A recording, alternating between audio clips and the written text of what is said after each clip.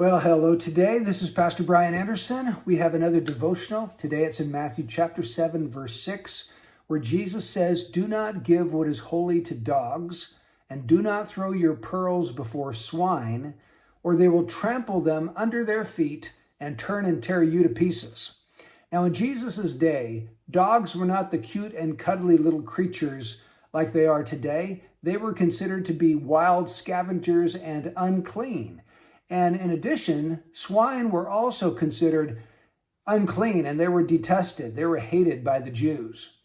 In 2 Peter 2, verses 20 to 22, Peter compares those that profess faith in Jesus Christ and then return to the defilements of the world to a dog that returns to its vomit and to a sow that returns to wallowing in the mud.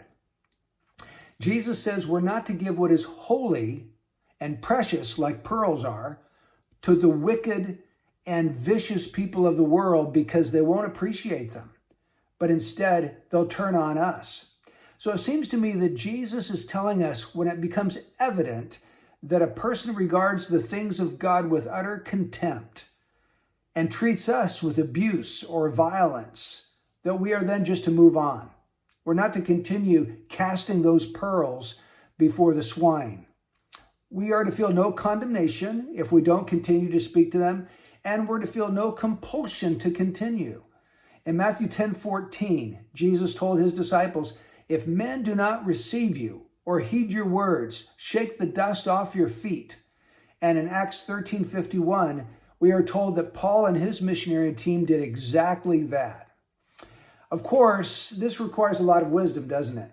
A lot of discernment to know when it's appropriate and when it's the right time to move on and not to continue trying to minister to someone who appears to be, in our eyes, either a dog or a swine. Have you ever tried to talk to somebody and bring the precious truths of Jesus Christ to someone that just didn't appreciate them, just treated them with contempt and disdain?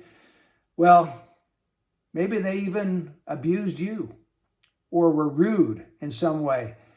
You have the freedom in Christ to move on.